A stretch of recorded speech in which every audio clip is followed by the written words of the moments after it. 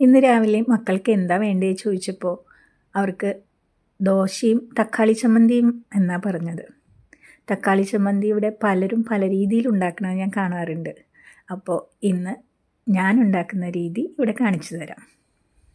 അതിനായി ഒരു ചീനച്ചട്ടി അടുപ്പത്ത് വെച്ച് അതിൽ കുറച്ച് കടലപ്പരിപ്പ് ആദ്യം തന്നെ മൂപ്പിച്ചെടുത്തിട്ടുണ്ട്. അതിലേക്ക് ഒരു ചെറിയ കഷ്ണം ഇഞ്ചിയും ഒരു പച്ചമുളകും ഒരു സവാളയും ഇട്ട് വഴറ്റാം. സവാള ഒന്ന് നിറം മങ്ങി തുടങ്ങുമ്പോൾ തന്നെ അതിലേക്ക് നമുക്ക് ഒരു തക്കാളി ചേർത്തിട്ടുണ്ട്. തക്കാളി അധികം വെന്ത് ഉടഞ്ഞു പോവുകയൊന്നും വേണ്ട, ഒന്ന്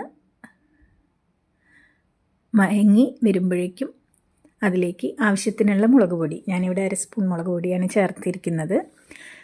ആവശ്യത്തിനുള്ള മുളക് പൊടിയും കുറച്ച് മഞ്ഞൾപ്പൊടിയും കുറച്ച് ഉപ്പും ചേർത്ത് നന്നായി ഒന്ന് ഇളക്കി ആ മുളകിൻ്റെ മണം മാറി വരുമ്പോൾ കുറച്ച് തേങ്ങ ചേർക്കാം. ഇന്ന് തേങ്ങ ചെരുകാനിരുന്നപ്പോൾ അത് തേങ്ങ കൊത്തടക്കം ഇളകിപ്പോന്നു, അതുകൊണ്ട് ചെറിയ ചെറിയ കഷ്ണങ്ങളാക്കി അതിലിട്ടു എന്നേ ഉള്ളൂ. അങ്ങനെ മൂപ്പിച്ചെടുത്ത വഴറ്റിയെടുത്ത തക്കാളിയും സവാളയും എല്ലാം മിക്സിയിലടിച്ച് അരച്ച ശേഷം നമുക്ക് കടുകും വേപ്പിലയും ഇട്ട് താളിച്ച് നല്ല തക്കാളി ചമ്മന്തി ഉണ്ടാക്കിയെടുക്കാം. കൂട്ടത്തിൽ നല്ല നെയ്യ് പുരട്ടിയ മുരിമുരിഞ്ഞ ദോശയും. മിക്കവർക്കും ഇഷ്ടമല്ലേ ദോശയും ചമ്മന്തിയും ചട്നിയും എല്ലാം കൂടെ കഴിക്കാൻ.